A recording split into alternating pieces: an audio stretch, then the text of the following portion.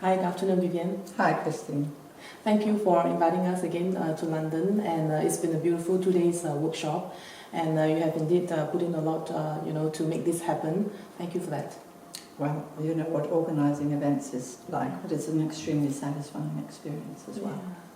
And I'm really excited because, for you being a psychotherapist yourself for the past 20 years to be conducting this form of works here in London. I would like to hear a little bit from, what you have to share with us through your 20 years of professional experience. What makes you actually embark on this method of MPT from Professor Dr. Franz Ruppert? Well, the short answer is it makes sense to me. And I came across it. I'd been a psychotherapist, let's see, for about 15 years when I came across Franz and his work. And I didn't really know anything much about his theory at the time, but there was something about the man himself that I felt very drawn to, and what I saw of his actual practical work. So I invited him to London. To do a workshop. And then slowly, this was in 2005, and slowly over the years after that, I got very interested in the theory that he was putting together. And for me, it made a lot of sense. It was like many things that as a psychotherapist I had questioned or been uncertain about, or actually in a way disregarded because it was too challenging to try and confront it. The work that he evolved really started to make sense and to fill in some gaps. I think that's a good way of putting it. Fill in gaps of what I was thinking as a psychotherapist. It kind of woke me up, actually. His theory, it woke me up. And then we decided that we would translate his first book into English, and I edited that. Great. And for me that was an immersion in the basic work, because when you edit you have to look at every word. After the book, huh? Yeah, and it was an immersion. It really got me. After the book, especially? Yes, but actually editing it and really immersing myself in this basic theory as it was then. Of course, it's evolved a lot since then. Okay. So how has the using of this method actually impacted you on a professional level? Oh, it's changed my work completely. It's changed my work practically. It's changed how I see my clients. It's changed how I see the function of the psychotherapist as well. And that journey, in a way, has been extremely challenging because it challenged some of my basic assumptions as a psychotherapist and some of my basic assumptions about what a psychotherapist was for and what the practice actually entailed. I mean, it was, in a way, like turning my world upside down. Of course, this happened over several years. I'd say probably about 5 to 7 years. But it has had an immense impact on how I work, how I see clients, how I see myself as a psychotherapist, how I see the psychotherapy profession as well. Okay. So, in your opinion, why is it important that all professionals need to understand trauma and its effects on symptoms?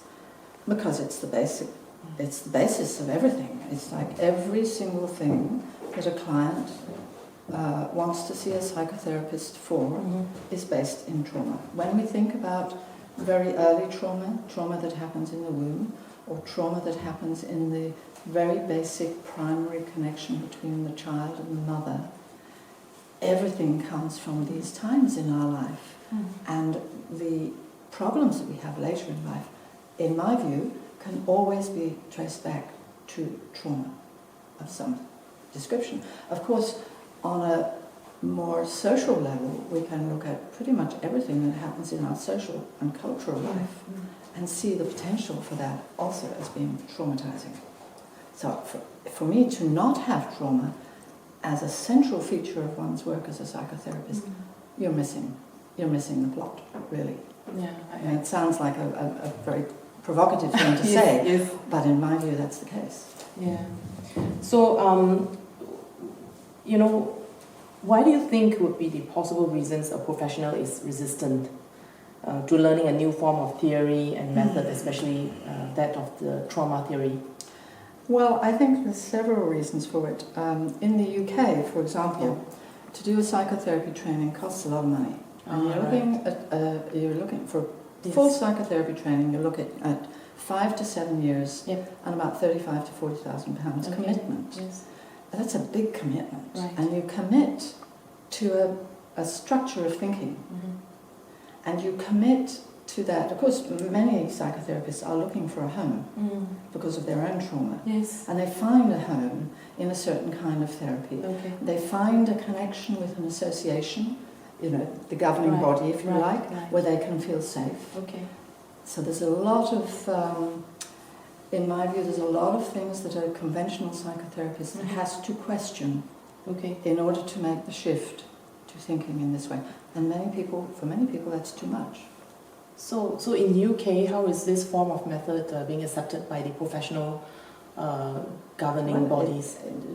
In general, I would say it's not. It's not? Okay. It's not, even yet. Even though Franz has been coming to the UK now for 10 years, I've been studying and practicing this work since 2010.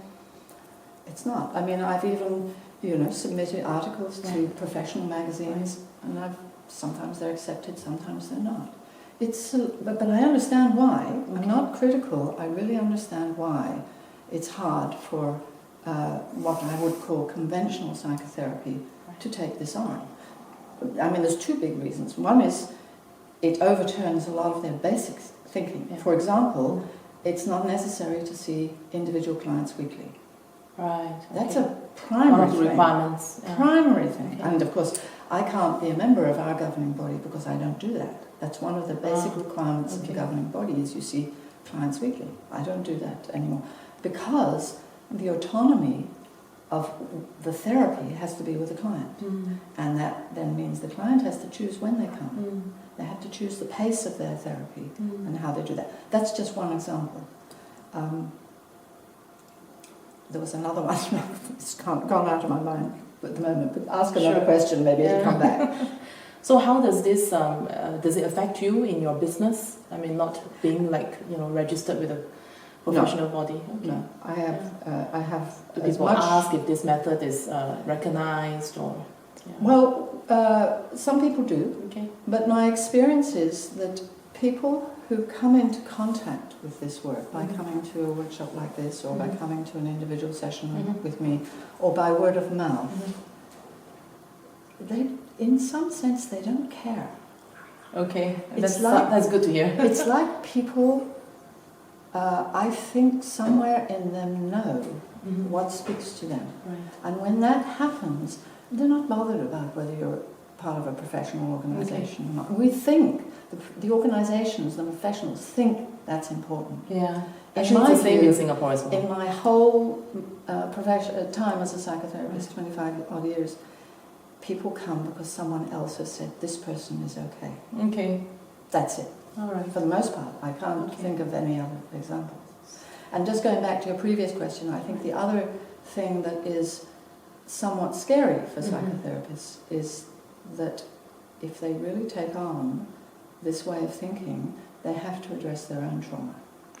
And that makes people go, whoa, yes, I know, it's not even conscious. It's like I just look away. Because the primary way in which we deal with our trauma is to look away. Right. And psychotherapists are humans. Okay. Of course, so we all do that. Okay. And in fact, the other thing I would say is that a lot of the people who come to see me are psychotherapists. Okay, that's good to hear. It's like they come to start with through the back door. Okay. It's like they come slowly. They know it's interesting, but then even so, professionally, it's still quite a step for them to say to say now I work with this. Yeah. Okay.